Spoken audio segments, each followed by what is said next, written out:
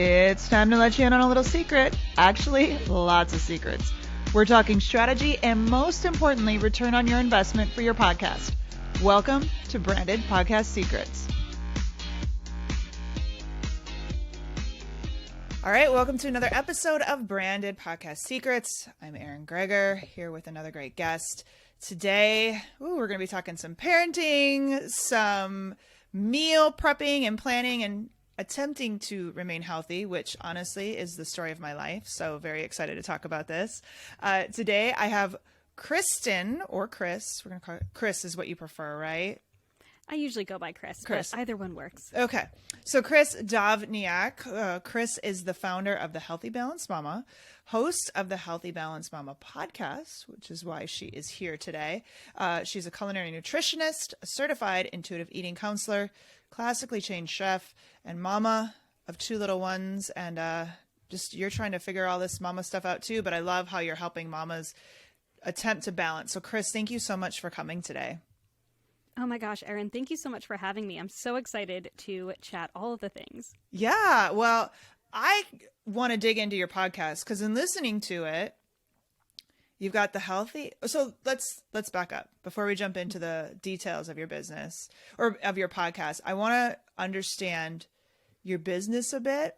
And obviously you are in content mode, like you're working the Instagram, you're working social, Facebook, you're working all of these things in the sense of your primary business is being content, like pictures and videos and helping people prep. So as you're creating all this content, you've got to be super busy doing all that. Where were you in the process of saying, you know what, I think a podcast is something I should do also? And how did that fit into your workflow as a whole? Such a good question. So I created the podcast a few years ago, and I have been listening to podcasts for a decade, like before podcasts were cool.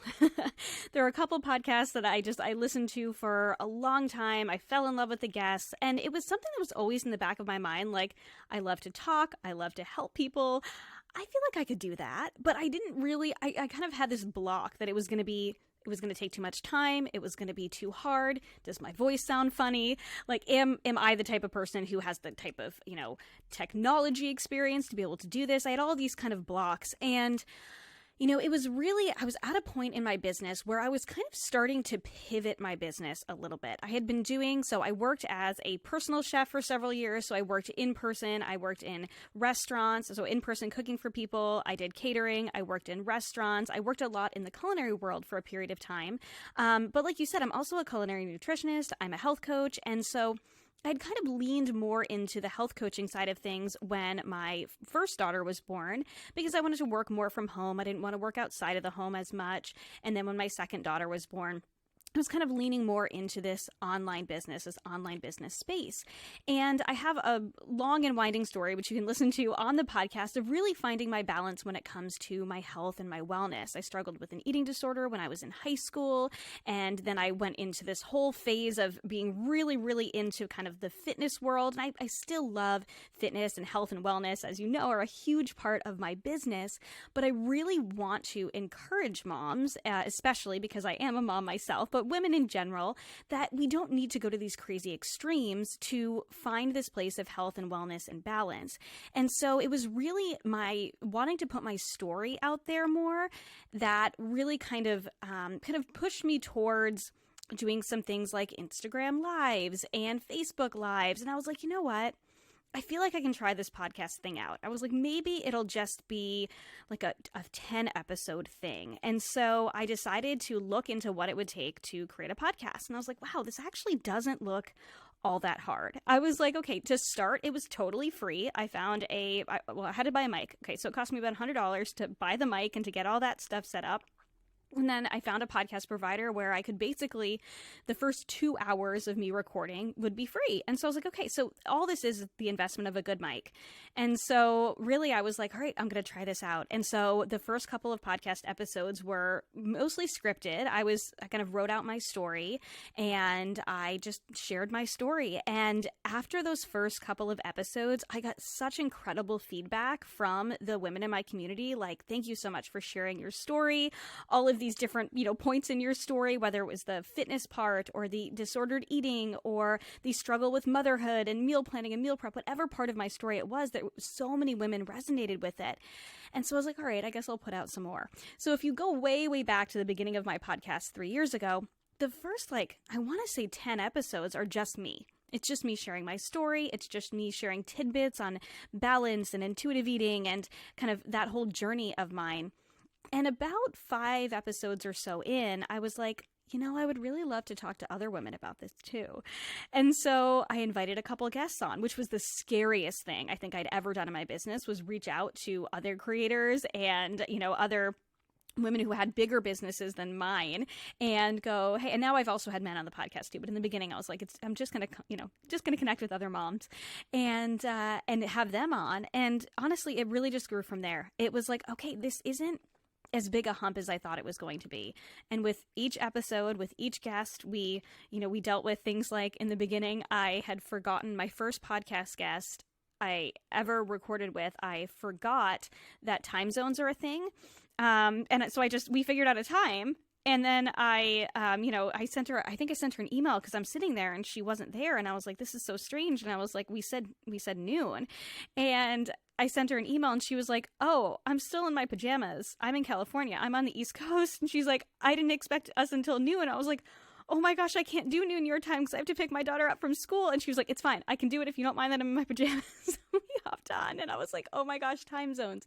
And so it's just sort of evolved over time. And so I'm not sure if that fully answers your question, but that's how I started, was really just going, I want to share my story. And you know what? I would really also love to share other women's stories too. And that's kind of how it started and how it began to evolve as part of my business. I love it. So how has it helped build your business from a perspective of, maybe you can narrow a specific, how many leads you're getting or what it's doing for you, or maybe it's just a brand awareness. But do you have any idea of how specifically, because like I said, you have a lot of content. This isn't just your one content move. So specifically on the podcast, how has that helped build your business? Well, honestly, the podcast has been probably the best thing I've done for my business in terms of business growth. And I think because, I know you know this, podcasts are so powerful because you can truly hear the person's voice. They can be in your ears. They can be sharing wisdom and tips and tools or their story, and you resonate with that, right? It's similar to video, but I find that especially for my demographic, podcasts are even more accessible than video. I think because sometimes, just putting a video on with kiddos and running around, can be difficult, but putting a podcast on when you're driving in the car or putting the earbuds on when you're doing the laundry.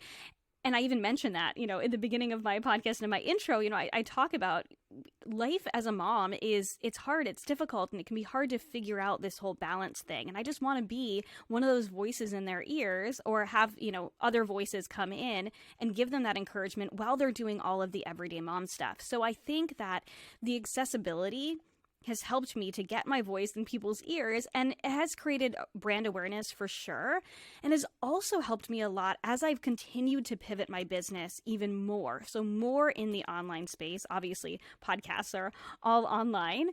But then I've started things like, I've had a course for several years, but really updating that course. And so I have a course on meal prep. And so updating that course and being able to share that more and being able to share bits and pieces of that and why I think it's so powerful and so important. My one physical product is a meal planner. And so being able to actually get on and share little tips. I do Friday episodes called Healthy Mama Hacks, and they're intended to be about 20 minutes or less. Sometimes they're more because I like to talk, if you can't tell. That's why I have a podcast. But I have, tips and tools like, why it's important to have a list of your family's favorite meals before you start meal planning. So you don't feel like you're meal planning with the entire internet and thousands and thousands of choices. You're really narrowing down those choices. And that one thing has helped so many women. And it has also helped because they're like, oh my gosh, she has this tool that will help me do that too. And so it's never been something where I started the podcast and I was like, this is going to be the thing that builds my business. It was from the place of, I really just want to get my voice and my story out there. But it has had the incredible result of really being able to kind of share these things, share these stories and these tools with people, but also direct them to the things that I have to offer, my cooking classes, things like that they might not have known about otherwise, as I'm also helping in this way. So it kind of has that dual purpose, and it really has been incredible for my business. Yeah. So I'd love to talk about, so you brought up the 20-minute podcast, the Healthy Mama, I can't say mama anymore. I don't know what just happened there, but Healthy Mama Hacks. So is that, I would love to know, so you started solo, you moved to interviews. This seems like it's an umbrella under the Healthy Balanced Mama podcast. So what was the decision to do the Friday episodes on a solo perspective, and then you're still doing the interviews too? Yeah. So honestly, it was because I wanted to put out more podcast episodes and I just didn't have enough space in my schedule. I was putting out a lot of bonus episodes on Fridays because I put out my podcast on Mondays like many other podcasters, and it just feels like the day for me. And so I was putting out, and I had a lot of interviews that I wanted to put out, but then I had a lot of solo episodes I wanted to put out too.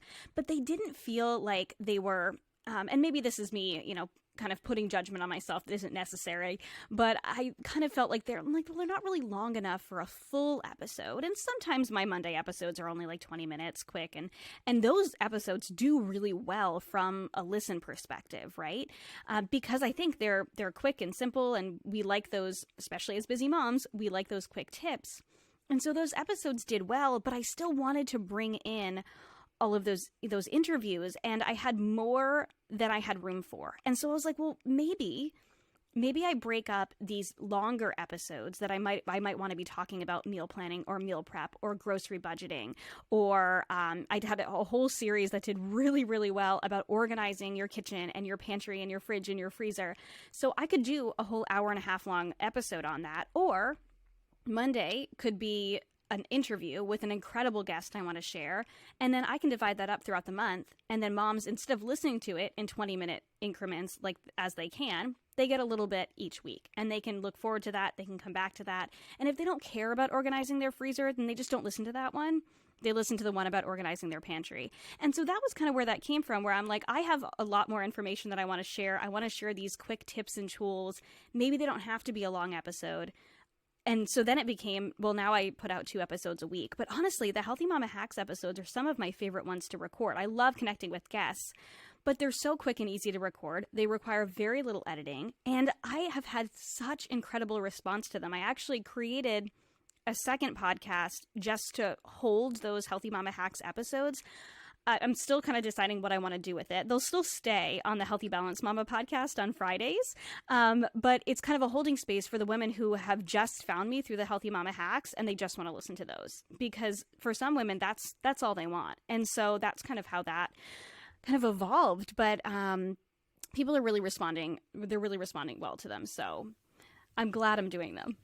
I love it. And so here's what I love too about it is that, everybody starts... They think the podcast has to have this perfect format and you have to stay the same and it has to work.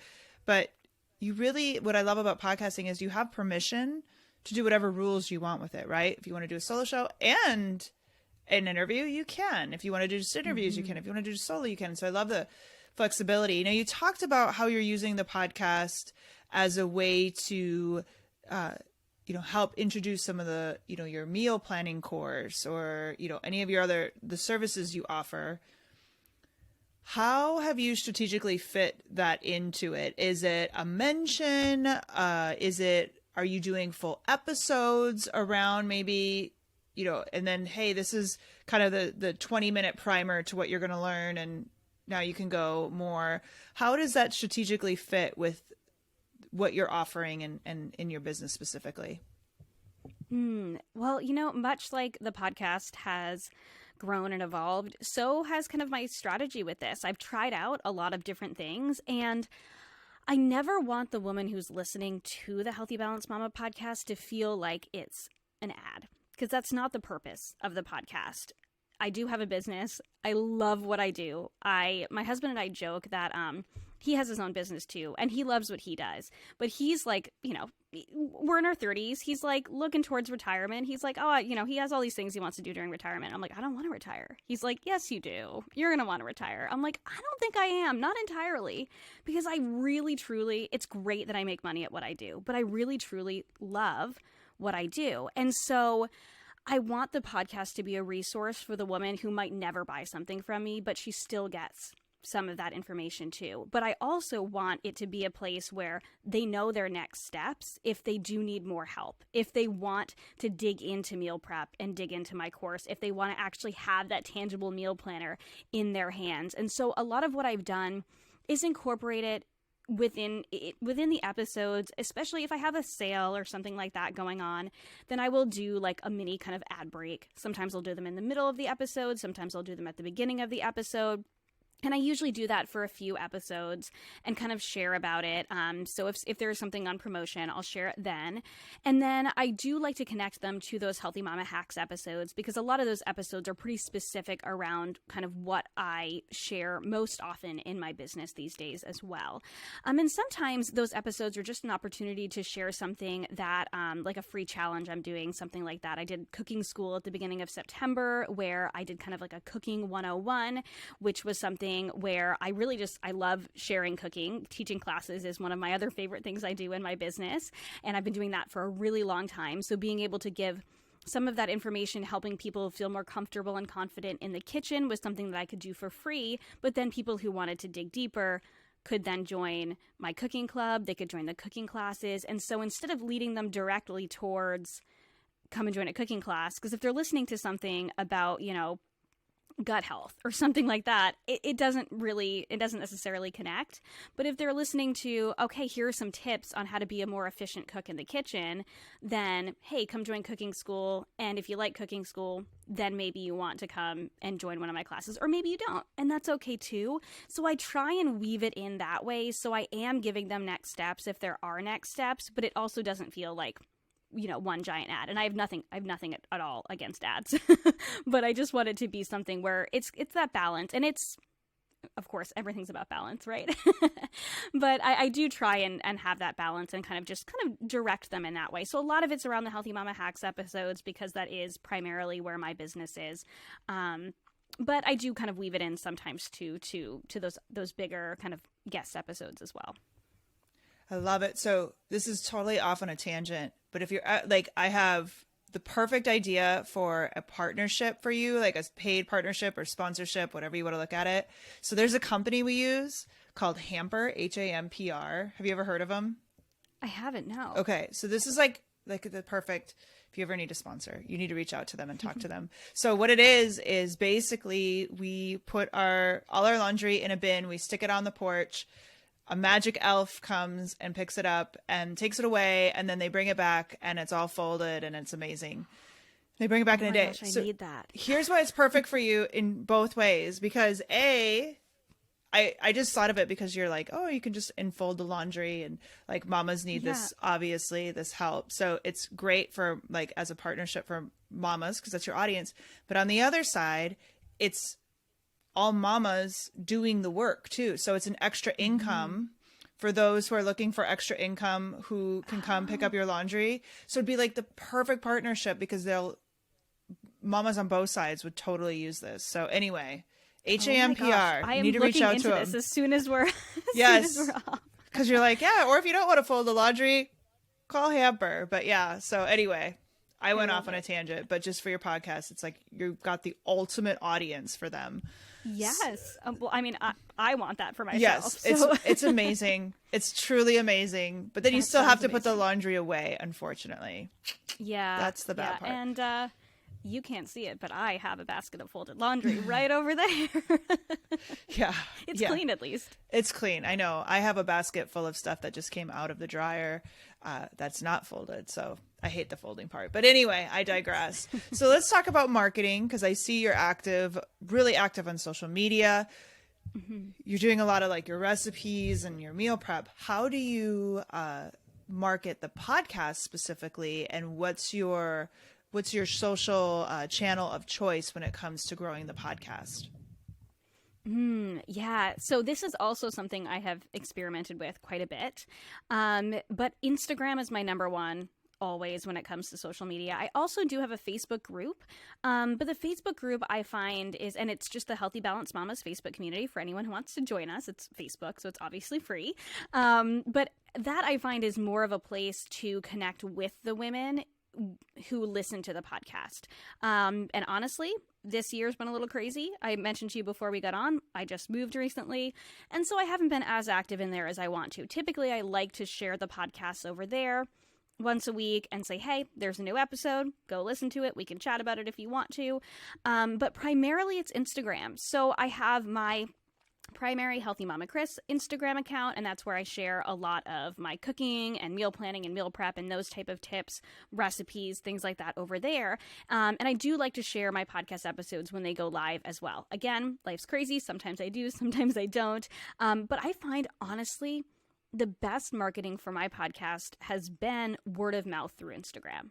So I ask people at the end of every podcast episode if they will screenshot and share with a friend on Instagram if they like that episode. And so I get quite a few screenshots. I try and reshare those if I can as well. Somebody loves the episode. I love when they tell me what they love from the episode. I get DMs every single week from people like, my friend told me about your podcast and I love it so much. I loved this episode. I loved this tip. I love this Healthy Mama Hacks episode, which are my favorite DMs to get. So if you do listen to the podcast, shoot me a DM. I want to hear that you're listening. And honestly, I feel like that is the best way that it's grown, is just by saying, hey, if you liked this episode, just share it with someone else. And especially, even if they only have 150 followers on Instagram, those 150 followers are probably their family and friends. And so they are, and I feel like that's, for many of us, the best place to get recommendations, because we trust them already, right? And so if they're like, this is a great podcast, we're like, okay, I'll check it out. We listen to an episode, we like it, and then we are all of a sudden subscribed and binge listening. That's what I tend to do when friends tell me about podcasts that they like, right? And so I also have a podcast Instagram account where I share the episodes every week. I do little audiograms so they can hear a little clip from the podcast. And it's the same clip they hear when they turn the podcast on. And so they have that recognition. So they've already heard that, 10 seconds, sometimes up to like 30 seconds of the guest or myself talking about something. Then they turn the podcast on and they're like, oh yes, I recognize this. Then they hear my intro and we go into the interview or my solo episode. So I put those up on Instagram, both on feed and stories. Every single week, unless I skip a week because I'm moving. But in that case, they go up on the Instagram account, which is not a huge account, but the people who are on that account are my loyal podcast listeners, right? So they get that notification, so they're continuing to listen to it. And then, I'm continuing, obviously, growing followers on that account too. But a lot of people also find it through my main account. I have the link in my bio, or the link to the Healthy Balanced Mama podcast in my bio, so they can go and they can see that I'm the host and sharing that in my stories. So really Instagram has been number one, and then kind of secondary, the Facebook page as well.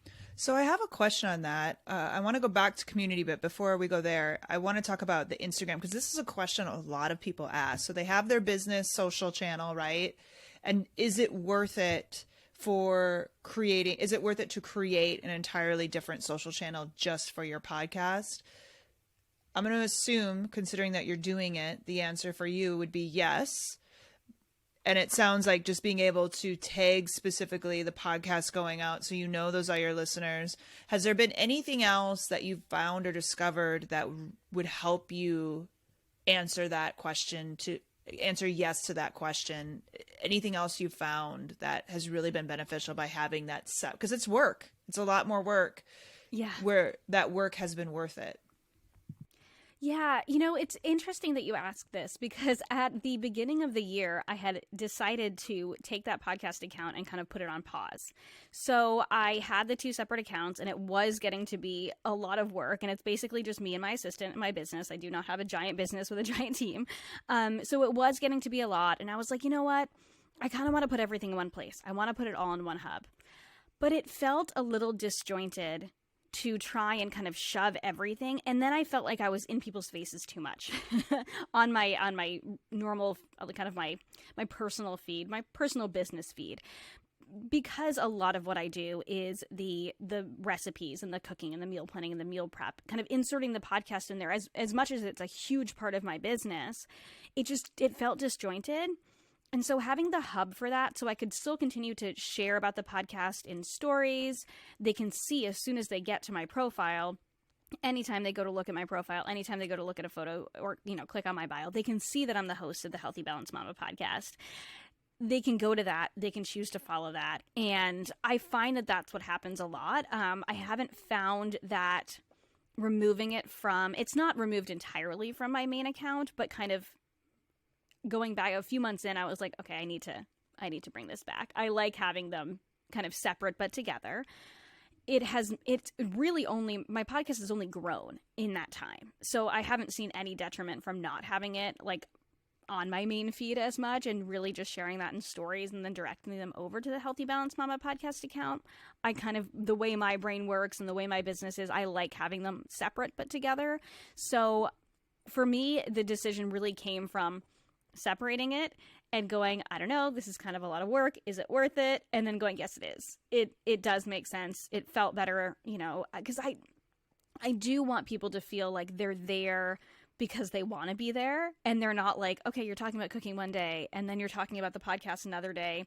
On my feed, in terms of my stories, I talk about everything, because it's all a part of me and all a part of my business and all a part of who I am. And I think the people who are there understand that. And so, it made sense. And like I said, it's only continued to grow significantly this year. This year has been my biggest year of growth in the podcast in terms of numbers. And so it definitely hasn't hurt it. Interesting. And so going back to the community side of it too, like you mentioned, that Facebook group is a way to talk about the podcast. Obviously there's hey, everybody, there's a new episode. Have you done anything else because there's the power of the community when it comes to podcasting. Have you done anything else in that group to really help cultivate that community? It sounds like even just on the outside of the group, you're talking to people through DMs, you're doing all this stuff, answering questions, but have you found a secret sauce way, for lack of a better term, to really help cultivate a community in extending the conversation of the podcast to the Facebook group? Yeah. So moms are busy, right? We're all busy in our own ways. And so I don't find that it's, something where I have people like constantly talking about the podcast other than the DM here or there. They listen and they shoot me a DM when they really love an episode, and that's kind of it. So what I wanted to do is give the women who are listening an opportunity to hear a little bit more from me and ask questions and kind of be a part of the process of creating the podcast and get a little bit extra from being in the community. So something I like to do are Friday coffee chats, and I don't do them every single Friday, but usually 3 out of 4 weeks of the month. I call it a coffee chat, even though I stopped drinking coffee earlier this year. Usually I have a hot chocolate or a tea. And are you I get okay, on. first of all, that you'd stop drinking coffee? Sorry, I know. I love coffee. Coffee used to be a part of my bio. That's how much I love it. Yeah, I know. I heard it. Decaf on occasion. Yeah. But no, I actually, it was a choice for my hormone balance. I actually had a podcast guest, Dr. Heather Rhodes. I know this has nothing to do with podcasting, but she's fantastic. So anyone who needs help with their hormones, I had her on the podcast, and I was like, okay, be honest with me. How much is caffeine hurting me? And she was like, yeah, it's not great. You need to go like a month without it and see how you feel. And it was like life changing. Like, I'm not even kidding. Everything got better in terms of my hormone health. And I still drink a little bit of caffeine, but it's much less than I was with coffee. And so, yeah, I am actually okay. And I can't even believe it. My husband still can't believe it. It's a thing. But so our coffee chats are now like go off that tangent. No, I actually like talking about it. I feel like I need to do a whole podcast episode for the people who want to hear about me. A coffee addict goes off coffee. So yeah, no. So now I'm losing my own train of thought. The coffee chats on Fridays. I totally made you go off. I'm sorry. No, that's okay. So on Fridays, I usually like to expand on whatever we're talking about on the Healthy Mama Hacks episodes. Or I use it as an opportunity to poll my community and go, hey, what do you guys want more information on? What do you want to hear about? Here are a few topics. you choose what you want to talk about next. So right now, what we have going on, and I'm talking November 2021. And so if you do want to hop into the group, you can watch all of the replays. They're live on Fridays, usually around 1:00 Eastern is when I go live. And so you can go on and see all my past ones, but this time people said that they wanted more help with meal planning, which obviously I love talking about. So what we're doing this month is hack my meal plan. So I had people tell me their biggest struggles with their meal planning. And so I go in and I go, okay, I'm going to help you with that question. So I get on for 15 to 30 minutes and just sort of chat about it. And, they can ask questions if they want to ask questions, or they watch the replay later and comment and ask questions. And so it's a way for them to kind of be a part of that conversation. And oftentimes for me, from a podcasting perspective, that sparks ideas for new podcast episodes too. So it's sort of a way to be able to kind of gauge where they're at, what they want to hear about more, give them some really tangible advice right there, and then think about it after and go, okay, I can actually turn this into a podcast episode and give them even more value from there. So I like to get them involved in that way, really ask them what they want to hear. And it works both ways. It helps them and it also helps me kind of with ideas and content. And the other thing that we did add this last year, took a little break in the summertime and when I was moving, but we're bringing back this month, is a book club that we're doing on Zoom once a month. And so we oftentimes, we have in the past, and we are this month, featuring one of the authors who's a guest on the podcast. So this month, again, we're talking November 2021, so it might be past this, but right now we had the authors of Happy Mom, Happy Kid on the podcast. And so we're reading to that. We're reading that book and we're going to hop on Zoom at the end of the month. And a bunch of us are going to chat about the book. And so it's kind of fun to have the guest on, to be able to listen to their story and then get to read the book and join together as a community. And I found, especially when all of us were cooped up at home last year, being able to talk to other moms and we chat about the book, but then we also chat about life too. It's how's it going for you? Yeah, it's also been hard for me, is a way to really, really tangibly create that community. So that's been really fun. I love it. Lots and lots of good ideas. I could talk about this forever because I love what you're doing with it. So Kris, if somebody wanted to listen to your podcast or learn more about Healthy Balanced Mama, where is the best place for them to go? Yeah, well, the podcast is the Healthy Balanced Mama podcast. So you can find it wherever you get podcasts, Apple, Spotify, YouTube, all of the places, right? And then I'm over on Instagram at Healthy Mama Kris, and that's my hub. And then Healthy Balanced Mama Pod is the Healthy Balanced Mama Instagram. So any of those places are a really easy way to connect with me. Awesome. And of course, all of that will be on our notes page over at ErinGreger.com. Kris, thank you so much for joining. I feel good. Or no, actually, this isn't the time. I was going to say, I thought this was the coffee chat time, but it's an hour later. So I was going to, yes. I felt bad, but now I don't anymore that I took time away from your community. But thank you so much for doing this today. I truly appreciate it and loved talking all things podcasting with you today. Oh my gosh, this was so much fun. Thank you so much for having me. Absolutely.